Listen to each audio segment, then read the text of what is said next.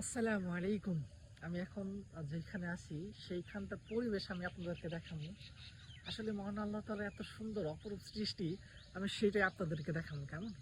Just a second আমি back ক্যামেরাটা open করি আগে। কেমন?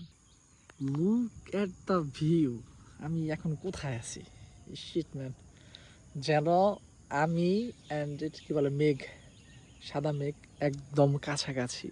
আমাদের মাঝে যেন কিছুই নেই আর।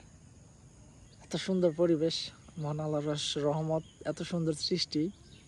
এটা পাখি দিতেছে, কিচিরমিচির আওয়াজ। একটু আগে এতই পাখি ছিল বলার মতো না, এখন একটু কমে গেছে। জাস্ট রেকর্ড অন করছি অ্যান্ড পাখি চলে গেছে।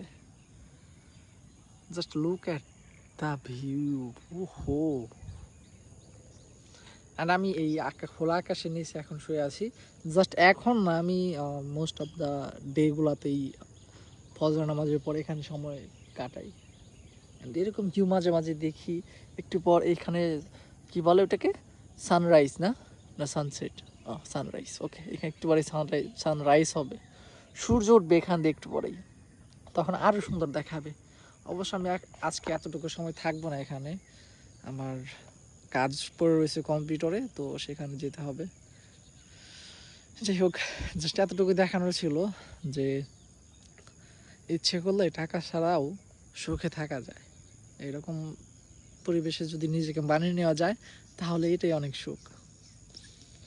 আমি যদি আজ সিঙ্গেল পার্সন হতাম তাহলে হয়তো বা আই ডোন্ট নো, বাট হয়তো বা আমি এখন আমেরিকা, কানাডা, সুইজারল্যান্ড কোথাও একটা থাকতাম হয়তো বা।